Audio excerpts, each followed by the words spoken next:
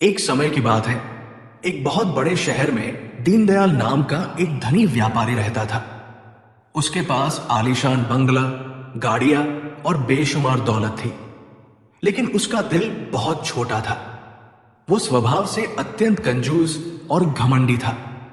उसका मानना था कि दुनिया में पैसा ही सब कुछ है, इसलिए उसने कभी किसी की मदद नहीं की। यहां तक कि वो अपने परिवार पर भी पैसा खर्च करना बोझ समझता था।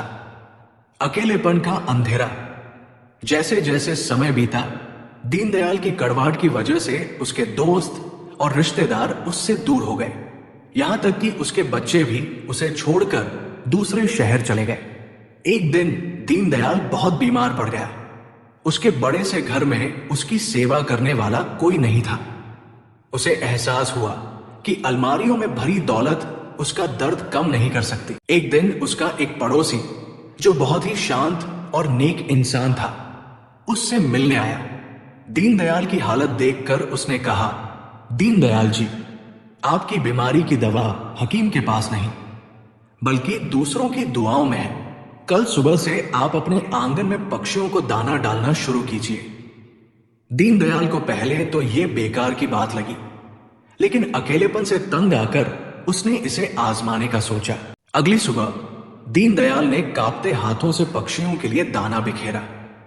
कुछ ही देर में वहां रंग बिरंगे पक्षी चहचहाने लगे। उनकी खुशी और चहचहाट देखकर दीनदयाल के चेहरे पर सालों बाद एक सच्ची मुस्कान आई। उसे महसूस हुआ कि निस्वार्थ भाव से कुछ देने में जो सुख है, वो बटोरने में कभी नहीं था। धीरे धीरे दीनदयाल का नजरिया बदल गया।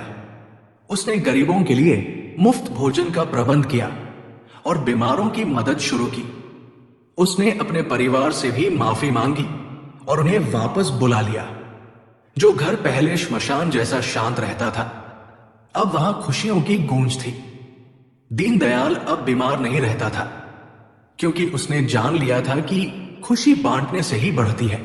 कहानी की सीख, मोरल: जीवन की असली सार्थकता इस बात में नहीं है कि आपने क्या हासिल किया, बल्कि इस बात में है कि आपने दूसरों को क्या दिया।